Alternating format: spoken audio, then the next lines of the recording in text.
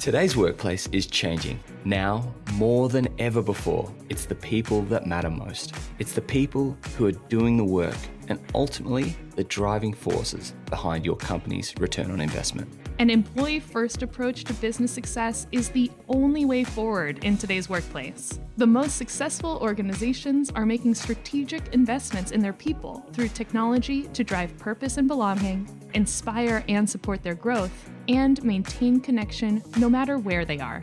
Centrical's next-gen employee engagement and performance platform helps companies and their employees work better together. They give you advanced gamification, personalized microlearning, and real-time employee performance management to make your employees the center of business success. Visit www.centrical.com to learn more.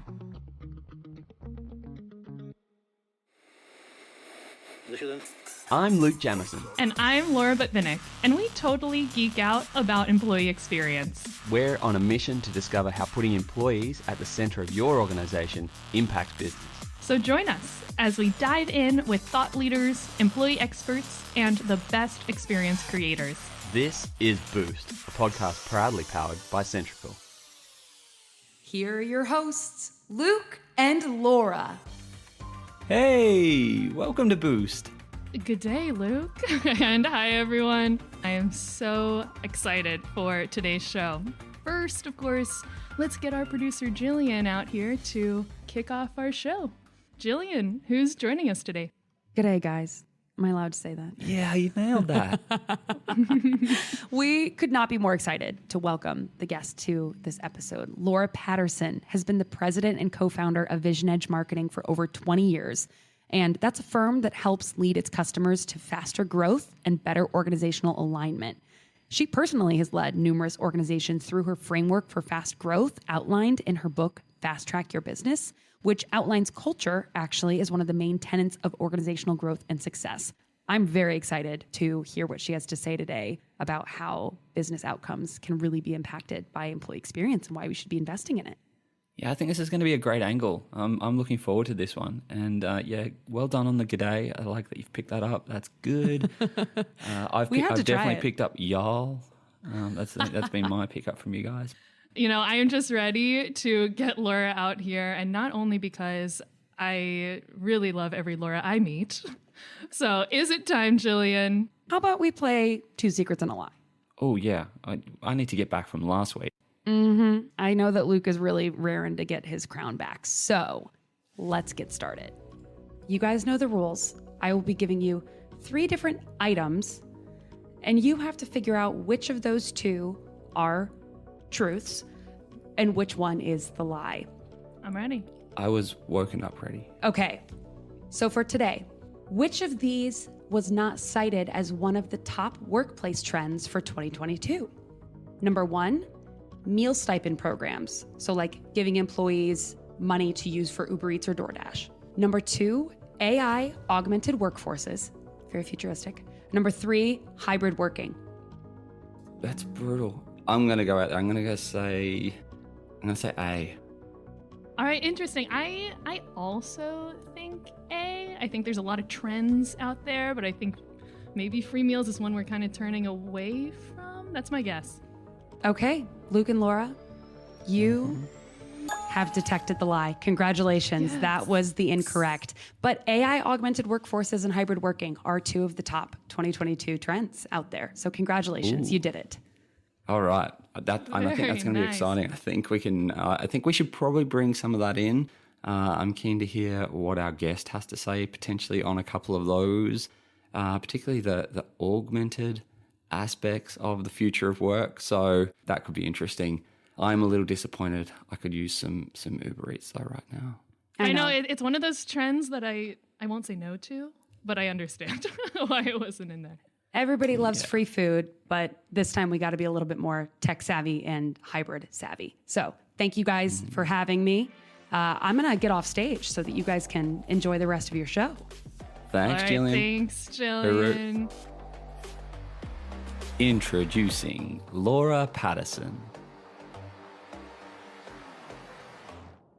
One of the big things that you talk about in your book and that in your work is culture. So I want to hear about how you see culture playing a big role in the growth of companies.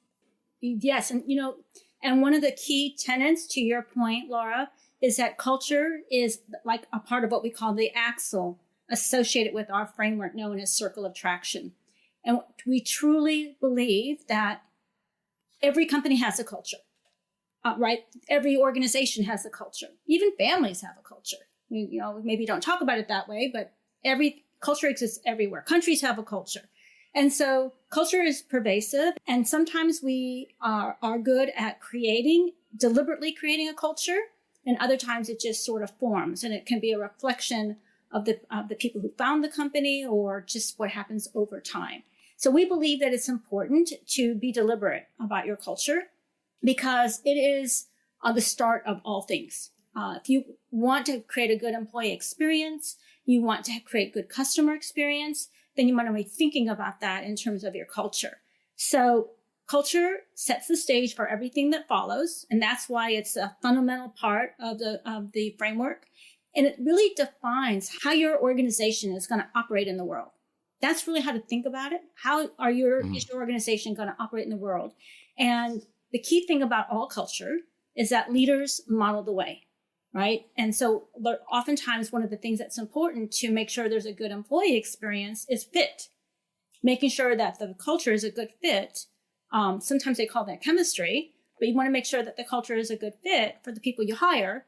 And then you really want to understand how that culture is going to create a customer-centric organization so that you'll have a good customer experience. Everything comes back to culture, right? And now you also advise a lot of business leaders, a lot of leaders. I'm curious to know, what do you talk to your customers about how to lead, and where do you advise them on, how to engage with their teams? What's sort of your nuggets of truth? There's 3 key components, I think, to success. The first is alignment, right? That's like really critical. You cannot mobilize a misaligned organization, right? So if you want your employees to have a good experience, they need to feel like they understand what they are expected to do, where they fit into what the company is trying to achieve. So alignment is the number one place. And you can tell whether or not an organization is aligned by how they work with each other or don't work with each other, and understand what each organization is expected to do and how all the parts and pieces work together. Accountability is the second thing, right? We need to be clear about what we're going to measure and measure the right things. And this is really important for employees to understand what success is for them and for their organization. So that's the second thing. People want to be successful. So what does that look like? What does that mean? And then lastly, trust. And I think this is a really important part of the culture question that Laura asked earlier. Trust is a component of that. And that as a leader, your team needs to know that you trust them. Trust them to make good decisions, trust them to do their jobs. CX, does it really start with employee experience? Agree or disagree? Yes. And it starts with a customer-centric mindset. So just going back in time, I know you all went to school and we all know what Peter Drucker said, that the purpose of a business is to create a customer. That is the purpose of a business. It's not to create an employee experience, it's to create a customer. So we need to have good employees and we need to treat them well and trust them and make sure we have alignment and accountability properly done and have a culture that fosters empowerment and all of those things. But the ultimate aim of every business is to create and serve a customer. So I wanted you to keep that in mind, because we've had an interesting pendulum in the sense that people are very self-centric, right? We take our selfies, we post them on our social media, where we are, what we're doing, what we're wearing, who we're with, what we're eating, what we're drinking. But in business, it's about the customer. So I think that's really important. And in business, this comes down to what is called moments of truth. I didn't make these up, and I talk about them in the book, and there's already a book been written about moments of truth. Moments of truth are those intersections between employees and employees in leadership, and employees and customers, where people make the right decision to foster the right experience. Can I tell a little story? Oh, Yes, please. This is a real story. It just happened a couple of days ago, and I thought it would be perfect for this. I'm a member of a company's rewards program, and it happens to be one of those cosmetic companies' rewards programs. And I get emails from them all the time. And I happen to have a really bad habit, so I'm a very high level member. I have diamond status. Okay. So dust it off. Yeah. That's just a sign of an addiction. That's nothing more than that. There's nothing more. I'm not saying that's a good thing, but I want you to keep that in context. So I received an email from them, as you probably can imagine, to buy some stuff online. And of course, I was sucked right into it, and I went and placed an order online. The very next day, I got another email, first thing in the morning, for an offer that if I bought online, I'd get these additional points. Okay. So I'm like, well, if I'd known this email was coming, I wouldn't have ordered it yesterday. I would have just waited for it today. So the company has a customer service line. I pick up the phone. I call the customer service line, and I speak to a person that answers the phone, and I explain the situation. I said, look, I realize it's operator error. I placed the order, but I'm just wondering if there's a way, since it's not even been 12 hours between purchase and receipt of this email, if there's a way that you can at least give me the points. And the answer from that person was no. And I was like, ooh, okay, no. I mean, they're looking at my account. They have my information. They know who I am. I'm disappointed. And we hang up. I think to myself, this is not working for me. I pick up the phone and I call back. Of course, it's just a general number, call center. And I get a different person. And I explain the situation. And that person says, sure, no problem. I'll go in and put that in there right now. Okay, same company, 5 minutes apart, same department. 2 different employees who obviously are having the exact same experience internally, but are giving a completely different customer experience. You see what I'm saying? Yeah. Right. So to answer to your question, Luke, customer experience is really where the rubber meets the road. No matter, because those employees were identical, they both had the same moment of truth opportunity to the same customer. The point being that employees need to feel empowered to do the right thing. That's where the culture part comes back into play. Okay. We talk about empowerment a lot in business, right? We're going to empower you. And empowerment is, going back to what you said before, is about trust. Yeah. Giving someone this sense of autonomy. As an employee, I want to be trusted. And we often say we want to empower our employees. And then the second we say that, we then go back to them and say, you didn't do it our way. It's like, whoa, hang on. Do you trust me? Or do we do it your way? And, I think that great customer experiences come from those moments where someone takes ownership, uses that sense of autonomy, and takes, the situation for what it is, and says the answer here is not what's in front of me. The answer here is what I'm going to go off script and create this experience. And I think, again, back to your point, Luke, about trust and empowerment, there's 2 sides of that. First is when you're brand new to the workforce, you may not know or have the right business acumen or judgment to make all the decisions on your own. So that's why it's important to have good guardrails and guidelines for what is the expectations, and back to the alignment and accountability. As you get better and more capable, then you want to be able to gain more responsibility and have more flexibility in the decisions that you make. And the more you can demonstrate that you are exercising good judgment, the more you'll be empowered and trusted. You see, it's kind of a relationship. So people who join and are young, join an organization right away, who think they have all the answers and know what to do, that's where friction will be created, because they don't have all the answers and they don't know what to do. I think it's important that employees recognize where they are in their own journey, as well as the companies they work for, recognizing where they are in that journey and when it's time to give more. The man that I worked for 11 of my 14 years at Motorola, his number one message to all of us who are customer-facing people, all of us, was do no harm. This is number one rule. So whatever you're going to do, make sure it's not going to do any harm to the relationship with the customer. And sometimes we would fail at doing something, and the question he would ask is, well, did it cost us any business? Did it cost us a customer? Did you do any damage? If the answers to those questions were no, then okay, move on. mistakes happen. That's how we learn. We learn from failures. We learn from mistakes. So I think you have to have, back to culture, you have to have a culture that allows for mistakes, allows for failure, allows for experimentation in a way that is not going to set people up to fail, but is going to set people up to learn. VisionEdge's purpose is to help organizations with using data and analytics to accelerate growth, to create customer value, improve performance. We at the top of the episode, we had our 2 truths and a lie.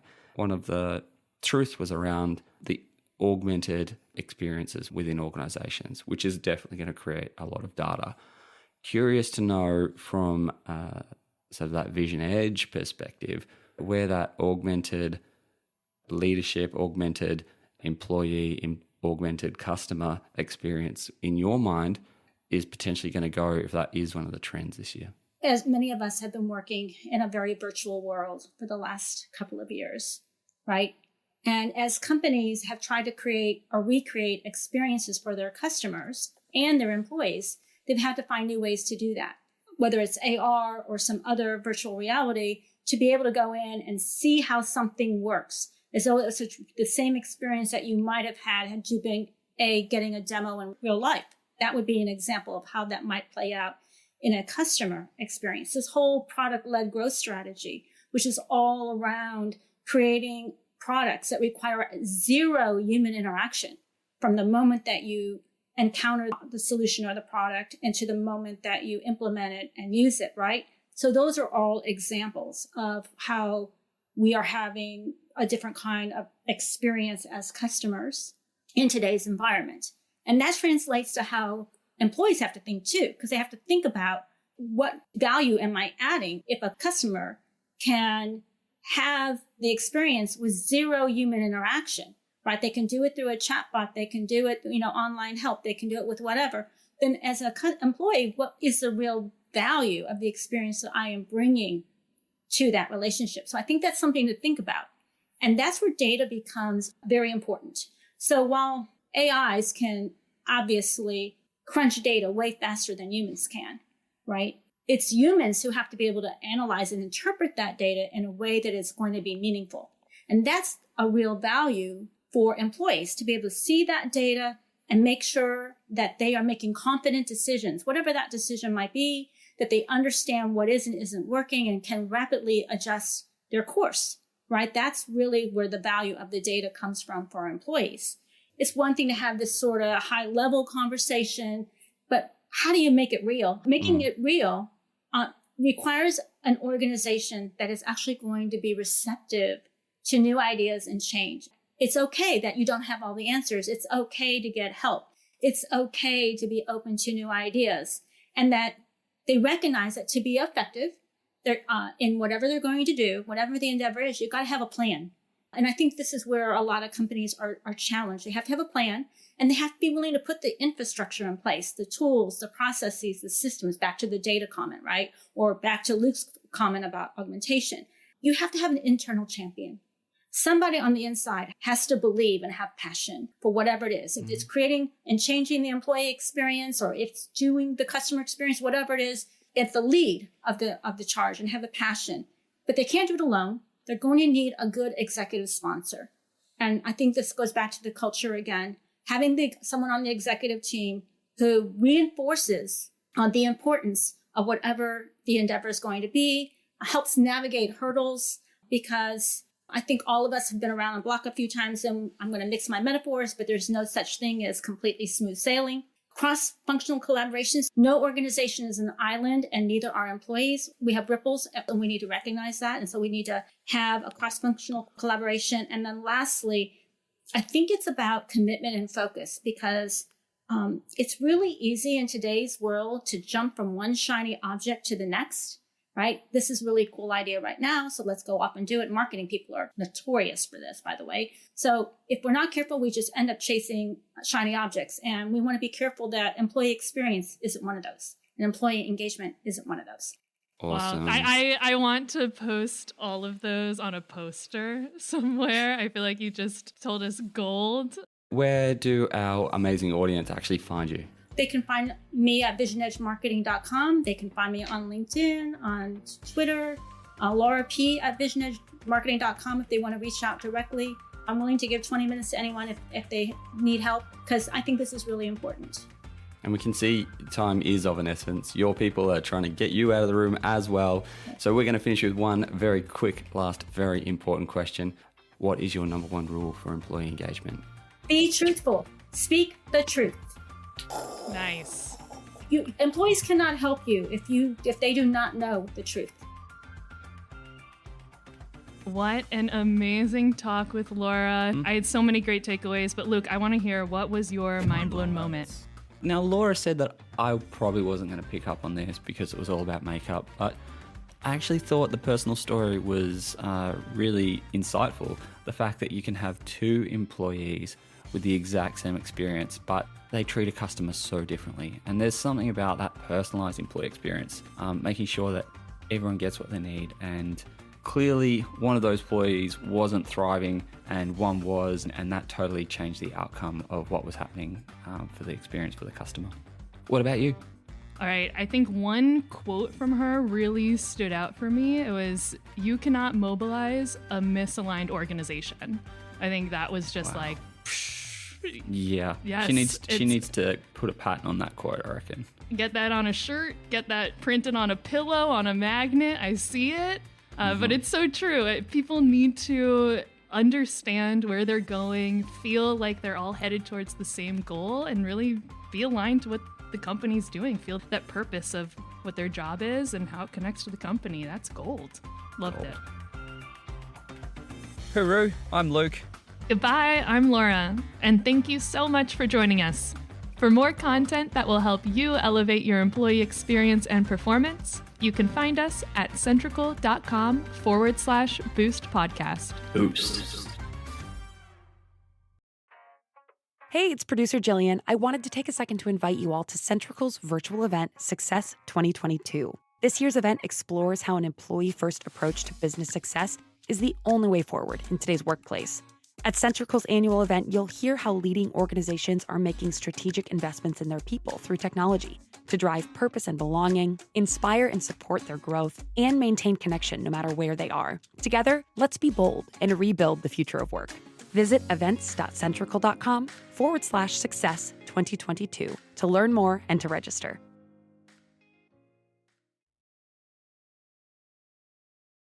Oh, you're still here? We thought the audience had cleared out. Well, lucky you stuck around for the encore. Here is a fun moment that didn't make the main stage cut. So you're from Austin, Texas. I have been here since Good. 1982, so I have seen a lot of changes to this town.